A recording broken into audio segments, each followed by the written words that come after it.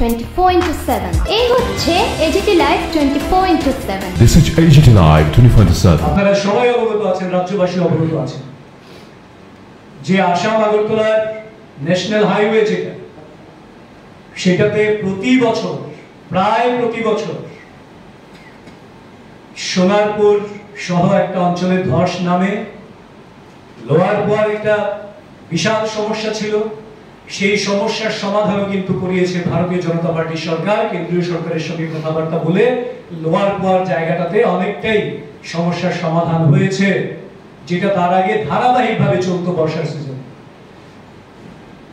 এবং সেই সঙ্গে একই সময়ে লামডিংয়ের রেলপথে সেখানেও ধস নেমে যাওয়ার কারণে পেট্রোপণ্যের কিছুটা সংকট রাজ্যবাসী প্রত্যক্ষ করেছেন।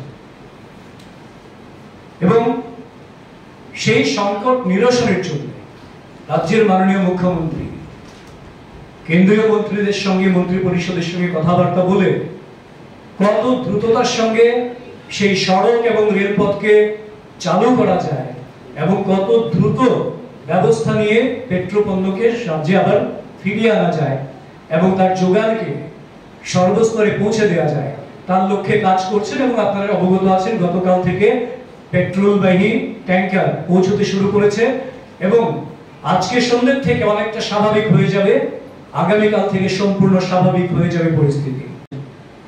তাদের জন্য সরকার থেকে, স্টেট কোঅপারেটিভ ব্যাংক থেকে আধিকারিকদের পাঠিয়ে তাদের চিকিৎসার প্রাথমিক ব্যয়ভার সমস্ত কিছু বহন করা হচ্ছে।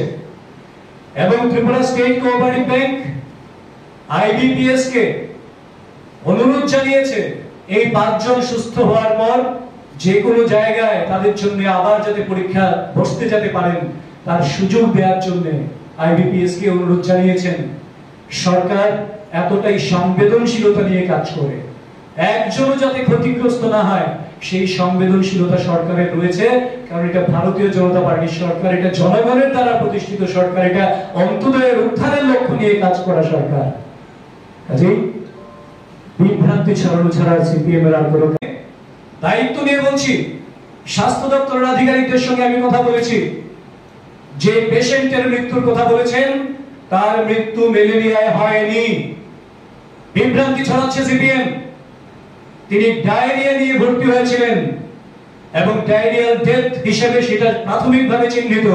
তারপরেও একটা ডেথ কেসও যাতে না হয়, হেলথ থেকে শুরু করে যে কোনো সেক্টরে কোনো ত্রুটি যাতে না থাকে, তার জন্য রাজ্য সরকার অলরেডি সেই টিম পাঠিয়েছেন সেই অঞ্চলে ইনভেস্টিগেশন করার জন্য, যে প্রকৃত কি কি বিষয় হয়েছিল সমস্ত রিপোর্ট চেয়েছেন। এবং রাজ্য সরকার প্রত্যেকের স্বাস্থ্য বিষয়ে এতটা সচেতন। স্টেট কোঅপারেটিভ ব্যাংকের সর্বোচ্চ আধিকারিক যারা রয়েছেন তিনি হয়তো বা কারোর এসকর্ট হিসেবে যাচ্ছিলেন, সঙ্গী হিসেবে যাচ্ছিলেন। এবার তাও উনাদের কাছে এই খবর, কিন্তু পরীক্ষার্থী ছিলেন না, এটা কনফার্ম নিউজ।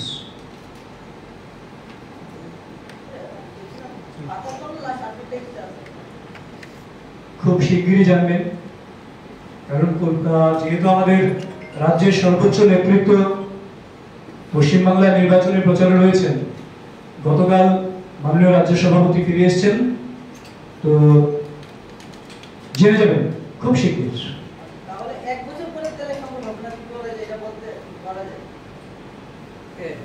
এক বছরের মধ্যে ডিপোর কাজ সম্পন্ন হবে, সেই লক্ষ্যমাত্রা নিয়ে কাজ চলছে। 1 বছরের মধ্যে কেন? এই সংকটটা তো আসলে তৈরি হওয়া সংকট না, এটা প্রাকৃতিক দুর্যোগ, প্রাকৃতিক। এবারই প্রথম এসছে, এটা ভাবার কোনো কারণ নেই। যারা যানবাহন চালান তারা প্রত্যক্ষদর্শী, প্রত্যক্ষভাবে তারা অভিজ্ঞ যে সিপিএম এর সময়ও এই ধরনের সংকট দিনের পর দিন চলছিল। এটা ভুলে যাওয়ার বিষয় না।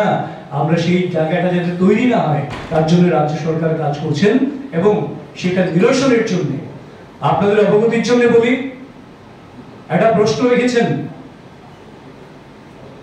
মানিক দে মহোদয়, প্রাক্তন মন্ত্রী।